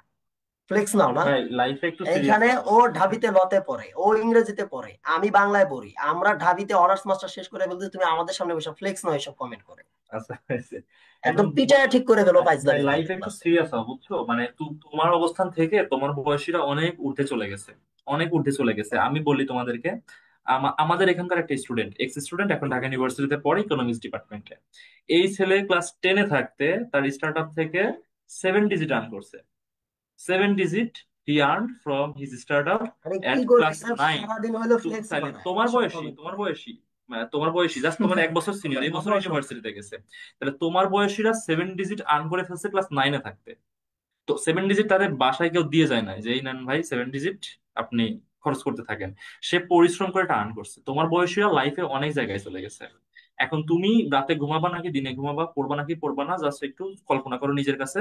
তুমি 7 ডিজিট আর্ন করতে চাও নাকি 2 ডিজিট আর্ন করতে চাও নাকি 3 digit, it's up to you. ও কিছুই হ্যাঁ, চায় না, ও কি চায়, ওরা ম্যাক্সিমাম চায় হলে ফেসবুকে স্টোরি শেয়ার করবে এনজিএল লিঙ্ক চিঠি.মি, ওইখানে ওই যে হাবি জাবি চিঠি আসবে, এনজিএল আসবে, ওইটা দেখে ওদের খুব ভালো লাগবে, ও মনে করবে জীবনে হম অনেক হম। অর্জন আচ্ছা, করে আরেকটা ফেলছে। এখানে কোশ্চেন ছিল আমি দেখছি, কাজের সেটা দল। হচ্ছে যে সারা রাত জেগে পড়লে কি অসুবিধা হবে কিনা।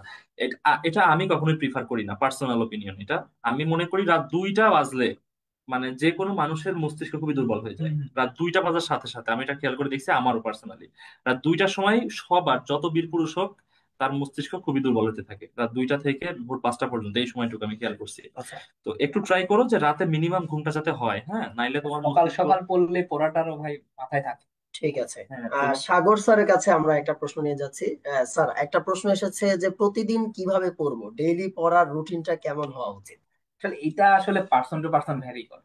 Like, আমি যেটা করতাম যে আমি একদম ফজরের সময় নামাজ টামাজ পড়ে পড়তে বসতাম। ধরো যদি 5টা 5:30 দেখা যায়, শীতের সময় একটা বা গ্রীষ্মের সময় এক এক সময় নামাজটা হয়। তো প্রতিদিন সকালে অ্যাটলিস্ট আমি 2 থেকে আড়াই ঘন্টা পড়ার চেষ্টা করতাম। এবং আমি সারাদিন যত পড়তাম আমি ওই 2 আড়াই ঘন্টা তার চেয়ে বেশি পড়তাম। এর রিজনটা হচ্ছে কি, মানুষ আসলে শান্ত পরিবেশে, একদম কমনেস যে পরিবেশটা থাকে, কোয়াইট পরিবেশে মানুষ খুব ভালো ক্যাচ করতে পারে। তাই তোমার আশেপাশে যদি প্রচুর নয়েজ থাকে, তুমি যতই পড়ো না কেন ওইটা আসলে মাথা ক্যাচ করতে পারবে না। একদম সকাল সকাল পড়তে বসবা, দেখবা ওই সময় কোনো আওয়াজ থাকে না, একদম শান্ত বাড়িতে, মানে বিল বিড়াল কুকুর কেউ চিল্লানোর কিছু নাই। মানে একদম শান্ত পরিবেশে পড়াটা শুরু করবা, দেখবা খুব ভালো মনে থাকবে পড়াগুলা। আর অনেকে বিশেষ করে মেমোরাইজিং পার্ট নিয়ে অনেকে অনেক প্রশ্ন করতেছো, লাইক অ্যাপ্রোপ্রিয়েট প্রিপোজিশন হতে পারে বা ফ্রেজাল ভার্ব ইডিয়মস হতে পারে। এগুলো আসলে মনে না থাকার কারণটা হচ্ছে আমরা আসলে ওই পরিবেশটাকে আসলে নিজেদের এনভায়রনমেন্ট আসলে ক্রিয়েট করতে পারতেছি না। মানে তুমি পড়তেছো, তোমার দেখা যায় আমরা যখন সময় ক্লাসে নিই, দেখা যায় জুমে কারো কারো বাড়ি থেকে হচ্ছে দেখা যায় মানে গাভী ডাকতেছে, গরু ডাকতেছে, কারো বাড়ি থেকে মার বলতেছে কিছু খেয়ে যা। মানে তুমি যখন পড়তে বসছো, তোমার মা কেন তোমাকে ডাকবে খেয়ে যাওয়ার জন্য? তুমি খেয়ে তারপরে পড়তে বসবা। বিষয়টা হচ্ছে এরকম, তুমি যখন পড়তে বসবা যেন দুনিয়ায় কিয়ামত হয়ে গেল তোমার যেন নজর ওইদিকে না যায়। মানে কনসেন্ট্রেশনটা এই লেভেলে আনতে হবে তোমাকে। আর চেষ্টা করবা সারাদিন যাই করো না কেন অ্যাটলিস্ট একদম সকালবেলা 2 থেকে আড়াই ঘন্টা নিয়মিত পড়ার জন্য, দেখবা বাকি দিনটা খুব ভালোভাবে তোমার যাবে, প্রোডাক্টিভ হয়ে যাবে। একদম প্রোডাক্টিভ হয়ে স্যার যাবে। এখানে আরেক মানে অনেকে এরকম কোশ্চেন করে, স্যার রাত জেগে পড়বো নাকি দিনের বেলাতেই পড়বো, বা রাত কয়টা পর্যন্ত পড়বো, আপনি কয়টা পর্যন্ত পড়বেন স্যার?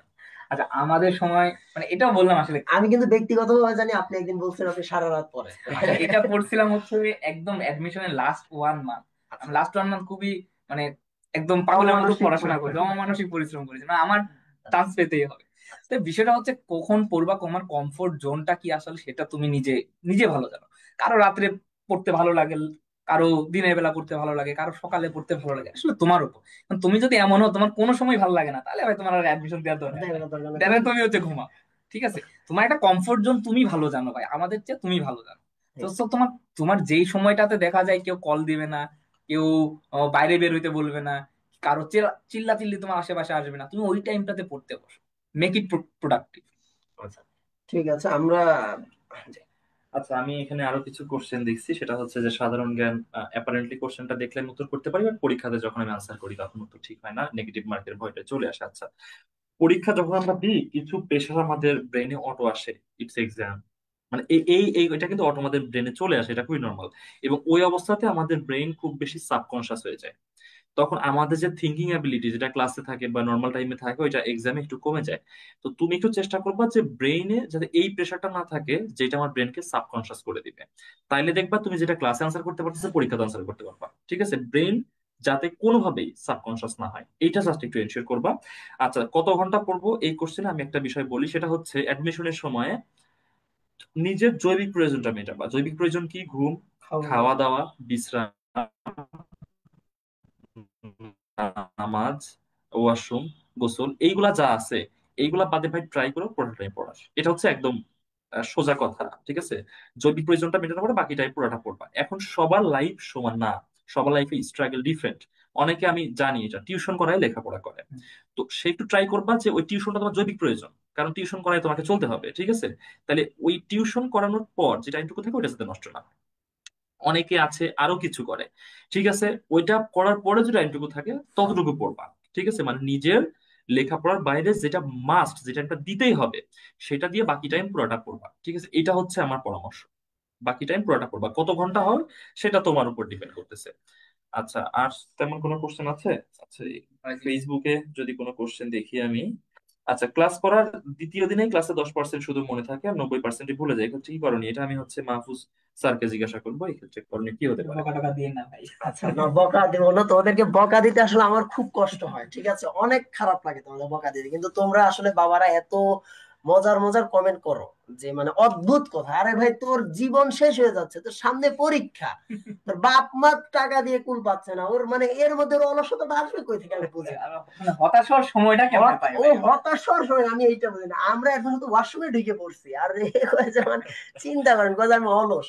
আমি কই আমি অলস না। আবার মানে কয় যে ভাই রাত্রে ঘুমাইলে সকালে পড়তে হয় না, সকালে মানে কি কি এদেরকে একটা বকা কথা, দেওয়া আসলে এদের যেটা আসলে অ্যাডমিশন দেয়াই উচিত না। দেওয়া উচিত না, হ্যাঁ, সত্যি তোমরা কথা হচ্ছে কিন্তু অ্যাডমিশন দেওয়া একটু উচিত না। বাইরে টাইরে চলে মানে যাও।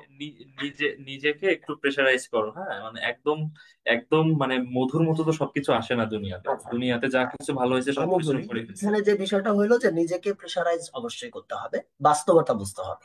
কিন্তু আমরা বেশি যেটা ভুল হয় কি, আমরা আমাদেরকে প্রেশারাইজ করে আরো বেশি ক্ষতি করে ফেলি। যেমন আমি যদি একটা বাস্তব উদাহরণ বলি, অনেকে এটা এখন ক্যাচ করতে পারো আমি জানি, তোমাদের যাদেরকে অনেক বকা দিছে তোমরা ক্যাচ করতে পারবা।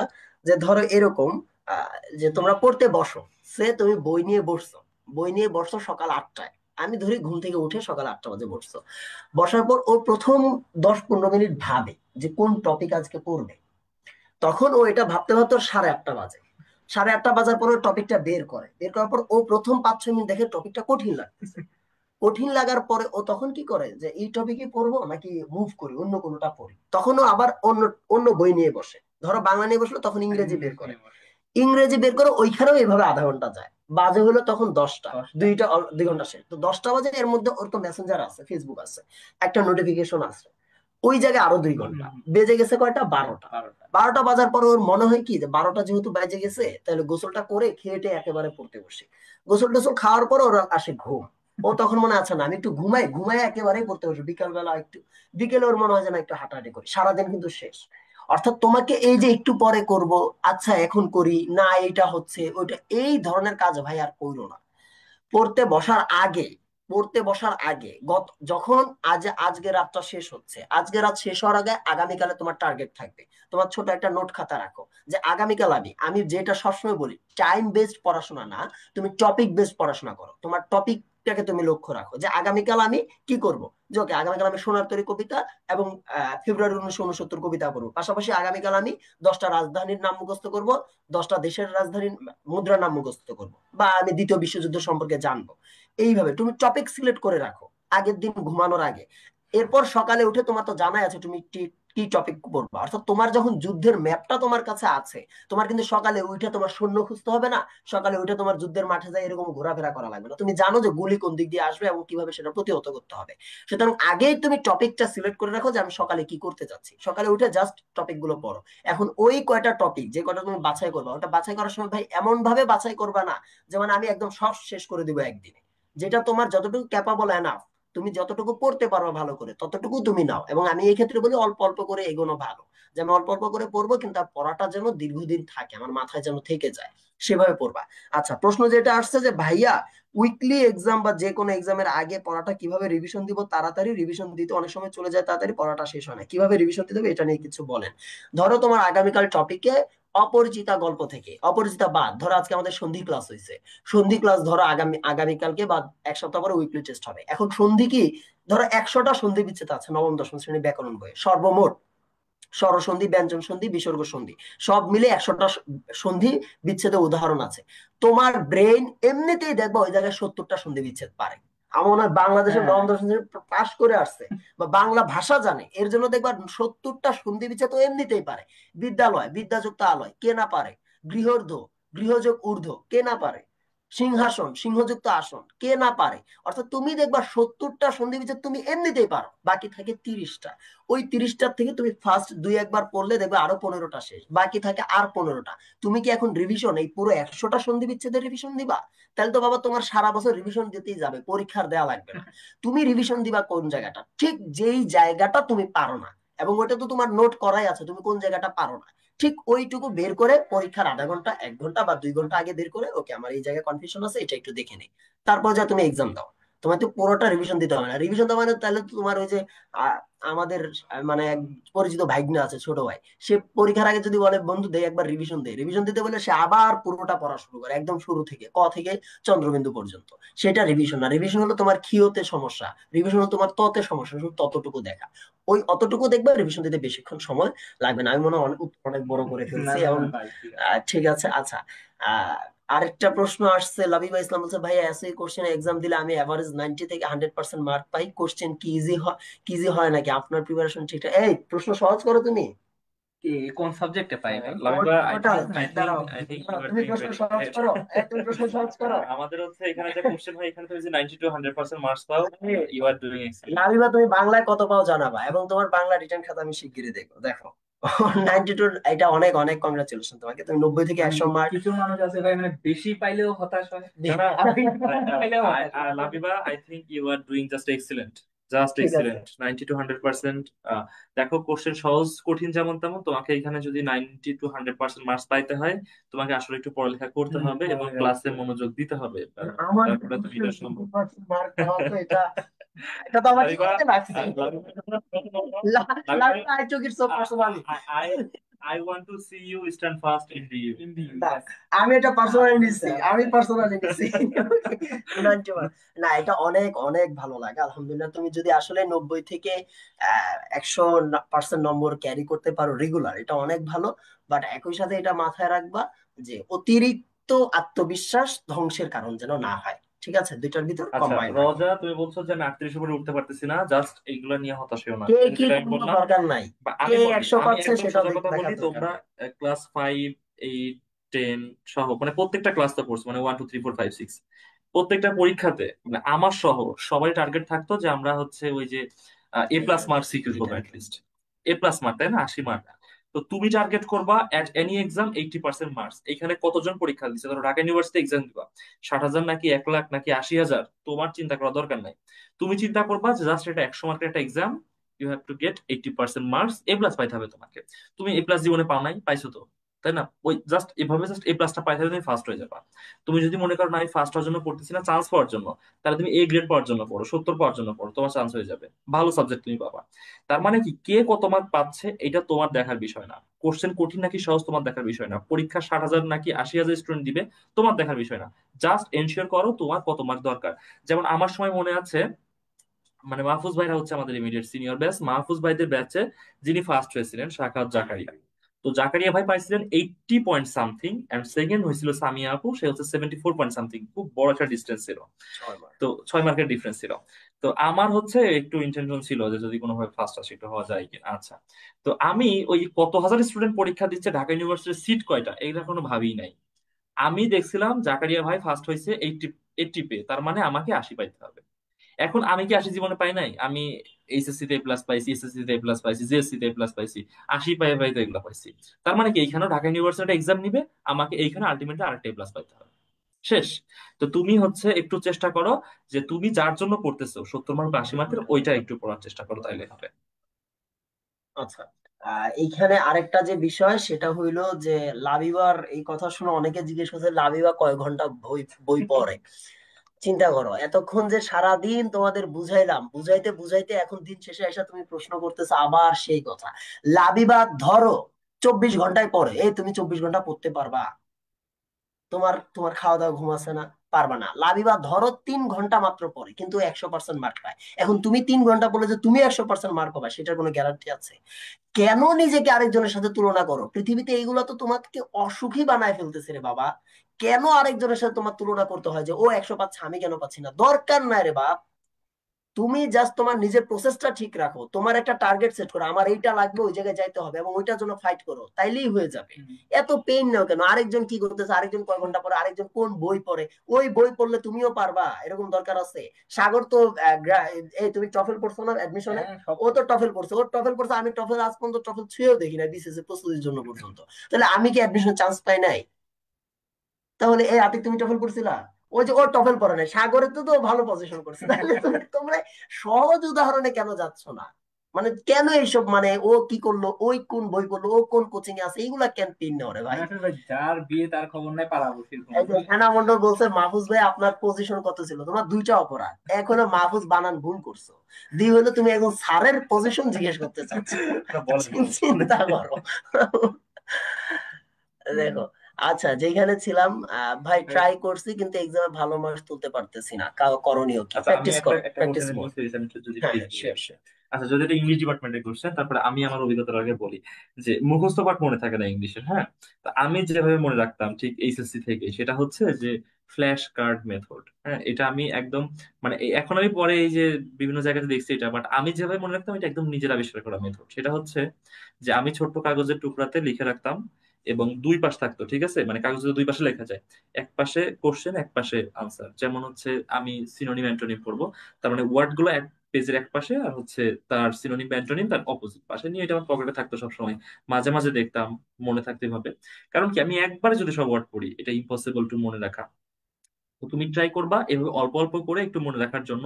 কোনো কাগজে লিখে সেটা মনে রাখতে পারো, বা তোমার পড়া টেবিলের সামনে স্টিকি নোট দিয়ে লাগিয়ে রাখতে পারো। যেভাবেই হোক তুমি অল্প অল্প করে ফ্ল্যাশ কার্ড মেথডে তুমি পড়বা, ঠিক আছে? মানে এগুলা কি, মানে চোখের সামনে বারবার আসে তো এটা মনে থাকে, ঠিক আছে? আহ এই যে ডেইলি কতগুলা পড়বা আবার বলতেছো, আচ্ছা ডেইলি অল্প অল্প করে পড়বা, ঠিক আছে? ডেইলি জাস্ট 10টা করে পড়ো। তুমি একটা জিনিস কল্পনা করো যে অ্যাপ্রোপ্রিয়েট প্রিপোজিশন ডেইলি 10টা করে পড়লে তোমার তো এক মাস শেষে 300টা পড়া শেষ, তাই না? তারপর ভোকাবুলারি 10টা করে পড়লে এক মাস শেষে 300টা পড়া শেষ। 10টা করে জাস্ট প্রত্যেকদিন পড়ো, দেখবা হয়ে গেছে এইগুলা, ঠিক আছে? আর ওই মাহফুজ ভাই একটা খুবই ইম্পর্টেন্ট কথা বলছে যে হচ্ছে আগের দিন একটু প্ল্যান করে রাখা, যে আমি নেক্সট ডে কিভাবে করবো। আমার অভিজ্ঞতা বলি, আমি শুধু আগের দিন না, আমি এখনো মানে প্ল্যান করে রাখি নেক্সট 2 সপ্তাহ আমি কি কি করবো।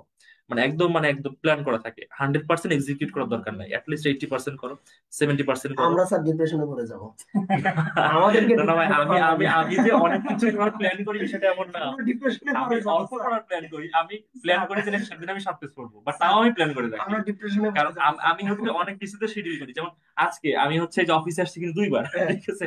মাঝে অন্য কাজ ছিল, তো আমার এই সব কাজ শিডিউল করা থাকে যে আমি এখানে এটা করবো, তারপর এটা করবো, তারপর এটা করবো। তো এটা জাস্ট একটু তুমি ট্রাই করো। যেমন ধরো যে তোমার কাছে কোনো একটা বই আছে, বাংলা টেক্সট বুক আছে, বাংলা টেক্সট বুকে কয়টা করে, 7টা করে গল্প আছে, 7টা করে কবিতা আছে। আচ্ছা, তো 14টা। তো তুমি টার্গেট করো যে নেক্সট 7 দিনের মধ্যে আমি বইটা একবার শেষ করবো, মানে দিনে একটা করে গল্প একটা করে কবিতা পড়বো। তার মানে কি, নেক্সট এক সপ্তাহ বাংলা ফার্স্ট পেপার পড়ার একটা রুটিন তোমার হয়ে গেছে। ইংলিশ টেক্সট বুকে তোমার আমি কয়টা আছে, ইউনিট কয়টা আছে 12টা, সংক্ষিপ্ত সিলেবাসে? 9টা। 9টা। তার মানে তুমি প্ল্যান করো যে আমি একটা করে ইউনিট দিনে খুব সুন্দর করে পড়বো, প্রত্যেকটা ওয়ার্ড বুঝে এর যে ওয়ার্কআউট গুলো আছে সেগুলো সম্ভব একটা ইউনিট একদিনে পড়ে ফেলা সম্ভব। তার মানে কি নেক্সট 9 দিনে তোমার ইংলিশ টেক্সট বুক বইটা শেষ হবে। তারপর তুমি সাধারণ জ্ঞানে এভাবে একটু প্ল্যান করো যে সাধারণ জ্ঞানে এই যে আমরা কোশ্চেন বিশ্লেষণ ক্লাস করছিলাম, ঢাকা ইউনিভার্সিটির জন্য এই টপিক গুলোর কথা বলছিল টিচার, তার মানে আমি একদিনে একটা করে টপিক শেষ করব। ঠিক আছে, তাহলে আমার নেক্সট কত দিনে, মানে 20 দিন বা 25 দিনে আমার হচ্ছে সাধারণ জ্ঞান পড়া শেষ হবে, বা 30 দিনে শেষ হবে। ঠিক আছে, এভাবে তুমি যদি একটু জাস্ট প্ল্যান করে যাইতে পারো, তাহলে দেখবা যে তোমার লেখাপড়া কখনো থামবে না, এবং তুমি সবসময় মোটিভেটেড ফিল করবা। ঠিক আছে, সবসময় মোটিভেটেড ফিল করবা।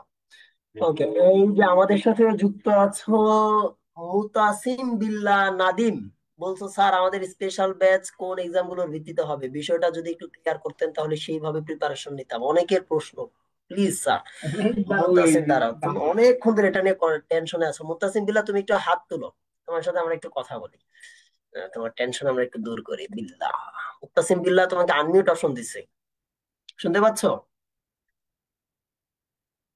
মুতাসিম বিল্লাহ নাদিম। জি ভাইয়া।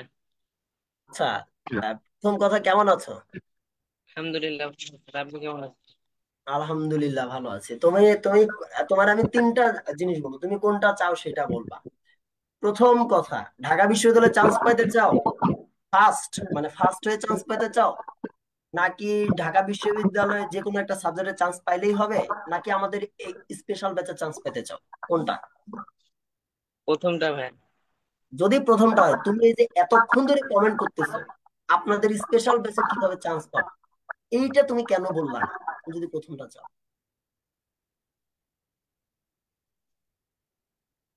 তুমি তো কমেন্ট করা উচিত ছিল, ভাই আমি ঢাবিতে প্রথম হইতে চাই, কিভাবে পড়বো, তুমি সেটা না করে তুমি কমেন্ট করো ভাই আমি আপনাদের স্পেশাল ব্যাচে চান্স পেতে চাই, কিভাবে পড়বো? আচ্ছা, আমি বলো। আমি যদি একটু এখানে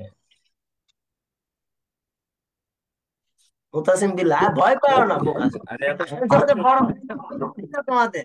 তুমি এইটা কেন বলতে, কারণ তুমি চিন্তা করতেছো যে আমাদের স্পেশাল বেঁচে চান্স পাওয়াটাই মনে হয় অনেক কিছু। ওইখানে চান্স পেলে তুমি ঢাবিতে চান্স পাবে এমন কোনো নিশ্চয়তা আছে? না রে বাবা। তুমি তোমার প্রতিটা প্রসেস ঠিক রাখো, তুমি শুধু আমাদের স্পেশাল ব্যাচ না বাবা, তুমি ঢাবিতে অনেক ভালো সাবজেক্ট পাবা, বাংলাদেশের সব বিশ্ববিদ্যালয়ে চান্স পাবে। তোমার তো আমাদের স্পেশাল ব্যাচ নিয়ে ভাবার দরকার নাই, তুমি কিভাবে পড়লে স্পেশাল ব্যাচে যাইতে পারবা। তোমার কাজ হলো কি করলে তুমি ঢাবিতে চান্স পাবা সেটা তুমি দেখো, তাইলেই ইনশাল্লাহ চান্স পাবা। দরকার নেই এত কিছু, শুধু ঢাবির জন্য প্রিপারেশন বা যে ভার্সিটি তোমার পছন্দ সেই জন্য প্রিপারেশন, সব হয়ে যাবে। বাকি স্পেশাল ব্যাচ আনস্পেশাল ব্যাচ সব হয়ে যাবে। Mutasim Billah always focus on the next. ঠিক আছে, তোমার সামনে যে ক্লাসটা ওই ক্লাসে ফোকাস করো, তোমার সামনে যে এক্সামটা ওইটার উপর focus করো। প্রত্যেকটা এক্সাম ভালো দাও, প্রত্যেকটা এক্সাম। স্পেশাল ব্যাচ যদি হয় তুমি সেখানে এমনিতেই থাকবা। ঢাকা ইউনিভার্সিটিতে তোমার চান্স এমনিতে হবে। হ্যাঁ, এত চাপ নেওয়ার কিছু নাই। আমরা হচ্ছে সেশনের একদমই শেষ দিকে চলে এসেছি। মাহফুজ ভাইকে অনুরোধ করবো, কিছু বলার আছে? আচ্ছা, আমি আমি বলি, মাহফুজ ভাই আপনি হচ্ছে অনেক বকা দিছি ওদেরকে। একদমই ইনফরমালি শেষ করে দেন। আচ্ছা, কোনো ফর্মালি রাখবো না। আচ্ছা আচ্ছা, সরি, আমি হচ্ছে কিছু কোশ্চেন এখানে দেখতে মনে নাই। সেটা হচ্ছে অনেকে জিজ্ঞাসা করছে বিউপি নিয়ে, যেহেতু বিউপির পরীক্ষা খুবই সামনাসামনি হয়ে যায়, বিউপির জন্য কিভাবে পড়বো। বিউপি নিয়ে হচ্ছে ইংলিশ ডিপার্টমেন্টে কিভাবে পড়া উচিত, জাস্ট 30 সেকেন্ডস এর মধ্যে হচ্ছে একটু বলার জন্য অনুরোধ করবো, বিউপির জন্য আচ্ছা, ইংলিশ। আমি কিন্তু বিউপি ভর্তি পরীক্ষাতে মেধা তালিকায় দ্বিতীয় হয়েছে, ঠিক আছে। তো আমার আলহামদুলিল্লাহ। অভিজ্ঞতাটা খুব ভালো। এবং বিউপিতে দেখবা টেক্সট বই থেকে প্রচুর প্রশ্ন আসে। আমার সময় প্রায় 40টা প্রশ্নের ভিতরে প্রায় 30টার মতো প্রশ্ন এসেছিল শুধুমাত্র ইংলিশ ফার্স্ট পেপার বই থেকে।